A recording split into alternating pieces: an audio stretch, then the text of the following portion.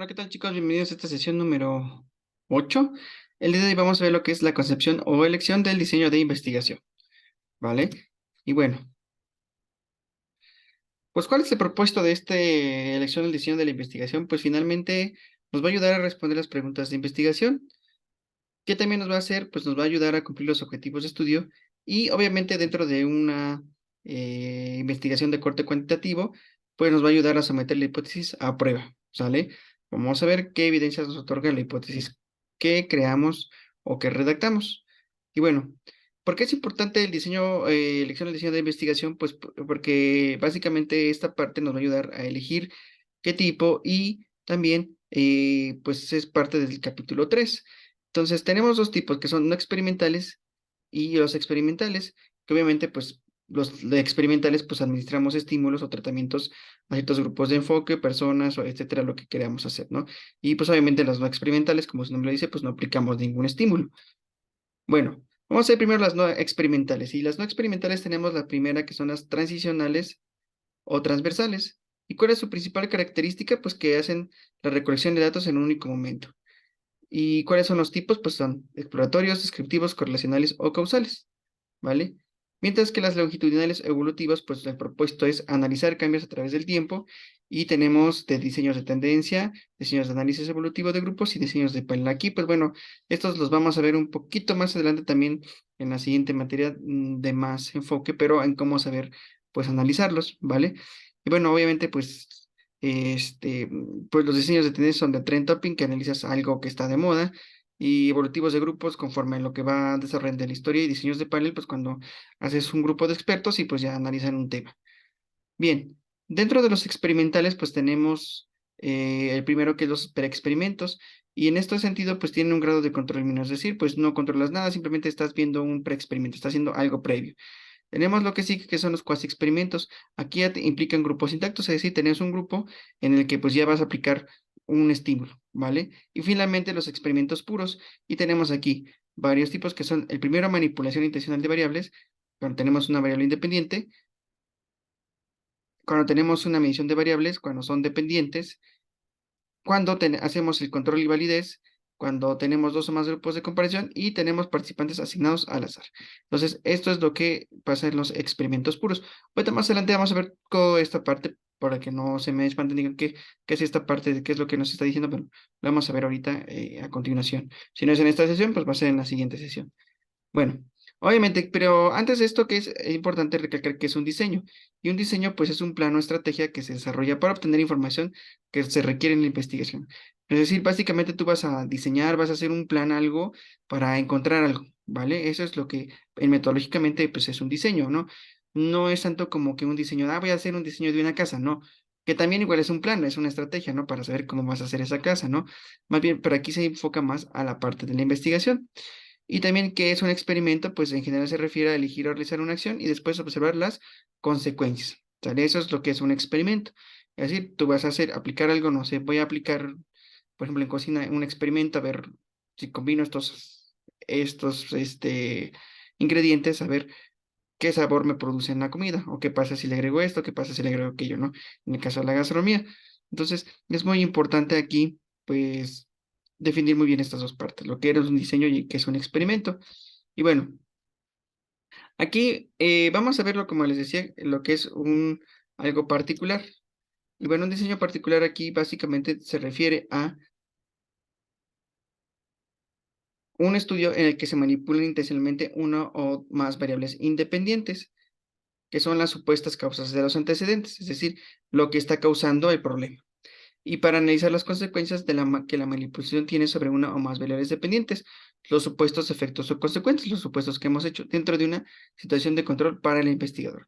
Aquí es muy importante recalcar que, por ejemplo, pues vamos viendo aquí como matemáticamente tenemos una causa, que es la variable independiente, qué es lo que está causando el problema, y su efecto, que hace en esta variable independiente. Por ejemplo, si lo hablamos dentro del ámbito gastronómico, a ver, ¿qué pasaría a lo mejor si en lugar de aplicar cierto ingrediente, cómo hace su efecto en el sabor?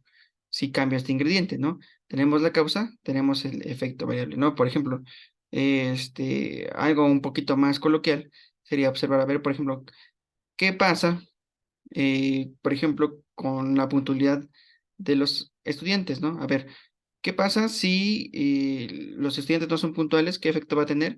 Pues bueno, a lo mejor no van a tomar bien la clase y no van a acreditar sus materias, ¿no? Entonces ahí tenemos una causa y vemos el efecto que está pasando. Entonces, tú aquí lo que haces es como que buscar esta manipulación, ¿vale?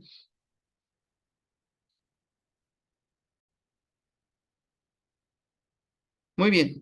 Bueno, aquí veamos algunos ejemplos. Por ejemplo, tenemos aquí tratamiento, estímulo, influencia, intervención, etcétera. La variable independiente, ¿no? Una supuesta causa, influye en y la variable dependiente. Por ejemplo, un tratamiento psicológico va a reducir la depresión. En teoría, ¿no? Es lo que tratamos de hacer. Un tratamiento médico va a mejorar la artritis. Un nuevo método revolucionario va a incrementar, pues, la velocidad. Entonces, aquí esa es la relación que quería que entendiéramos, que es muy importante. Entonces, ¿cómo es esta variable dependiente e independiente? En términos más coloquiales, no tanto matemáticos. Bueno, ahora vamos a ver cuáles son estos requisitos. El primer requisito que tiene que tener la variable dependiente es que se pueda medir. O sea, es muy importante que nuestra variable dependiente se mida. Por ejemplo, el sabor a lo mejor, pues bueno, podríamos saber ahí una tabla, ¿no?, de papilas degustativas, pues digo, en el caso de algún ingrediente, ¿no? Esta variable dependiente no se va a manipular, sino que se va a medir para ver el efecto que la manipulación de la variable independiente tiene en ella. ¿Sale? Entonces, por eso nuestra variable dependiente pues va a ser una y nuestra variable independiente pues van a ser diferentes. Por ejemplo, ¿qué pasa cuando, por ejemplo, si combinas un vino con una carne? ¿No? ¿Qué tipo de vino tiene que ser? No sé. Aquí es muy importante, pues, como les decía, tener diferentes variables independientes para aplicarlas sobre nuestra variable dependiente. Ahora, otra cosa muy importante son los grados de manipulación de una variable. Tenemos aquí dos, que son la presencia y ausencia. Presencia quiere decir cuando pues existe esta manipulación y ausencia cuando no existe esta manipulación. Y, por ejemplo, como les digo, aquí viene de texto y se implica que un grupo se expone a la presencia de una variable independiente y el otro no. Y posteriormente los grupos se comparan, ¿no? Y vamos, obviamente, pues vamos a tener aquí un grupo de control, se le conoce como el grupo testigo, y el grupo experimental, que es el que recibe ese tratamiento o estímulo, ¿no? Y bueno, ¿cómo se define la manera de manipular las variables independientes? Pues bueno, esta manipulación intencional es de más variables independientes, pues se mide el efecto, se hace un control de validez interno y se procura la validez externa de la situación. Es decir, tú cuando vas a aplicar este estímulo en nuestras variables independientes, cuando la estás manipulando y la estás haciendo sobre la variable dependiente, pues bueno, vas a medir el efecto que está. Y obviamente va a haber un control o validez interno que tú vas a controlar y lo vas a validar. Dices, a ver, si funciona el experimento, no funciona el experimento. Y obviamente pues vas a tener una validez externa donde va a haber alguien más que lo va a evaluar o simplemente pues lo sometes, o sea, fuera dentro de tu contexto, ¿sale? De lo que estás desarrollando. Y bueno, ¿cuáles son las guías para sortear dificultades en la manipulación de estas variables? Pues bueno, es muy importante consultar experimentos antecedentes para ver si en estos resultó exitosa la forma de manipular la variable independiente. Por ejemplo, a lo mejor algún ingrediente que ustedes ya quieran ocupar para hacer cierto platillo, pues checar si antes ya lo había hecho alguien antes, ¿no? Pero ver qué efectos tuvo y cómo le sucedió. A lo mejor lo que necesitan es cambiarlo, ¿no? No cambiar la idea, sino simplemente pues cambiar la forma de manipular este ingrediente.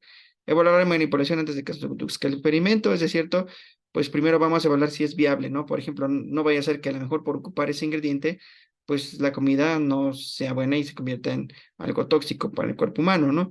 Y obviamente incluir verificaciones para la manipulación. Vamos a verificar porque sí se ha válido esto que vamos a hacer. ¿Cuál es este segundo requisito? Bueno, entonces, para resumirse, entonces, esta guía, este primer requisito, pues, la variable dependiente, pues, se tiene que medir, ¿vale? Y se tiene que saber manipular. ¿Cuál es este segundo requisito? Consiste en medir el efecto que la variable independiente tiene en la variable dependiente. Eso se acaba en la recolección de datos. Es decir, ya una vez que tú veas, que tú apliques esto, pues, ¿dónde lo vas a ver? Pues, cuando recolectes los datos. Ahí es donde tú vas a ver qué tanto tuvo este efecto de la variable independiente. A lo mejor esa variable independiente no es necesaria tanto como otra que tienes. No siempre es importante pues tener varias variables independientes que le vas a aplicar a tu variable dependiente. Y bueno, finalmente el otro es el tercer requisito, pues es el control o validez interno, como les decía hace rato. Y ese término control se define como el saber qué está ocurriendo realmente con la relación entre estas variables independientes y las dependientes. Por ejemplo, aquí tenemos un experimento con control y un intento de experimento sin control. Obviamente, pues con un experimento de control, pues conoces la causalidad y o la no causalidad, y pues cuando no tienes control, pues no tienes ese conocimiento de causa. Entonces, esto es a grandes rasgos lo que vemos esta sesión. En la siguiente sesión, pues vamos a ver algunos ejemplos del control o validez interno y pues vamos a continuar con el tema. ¿Vale? Entonces, espero haya quedado claro y pues bueno, nos vemos la siguiente sesión. Muchas gracias. Bye.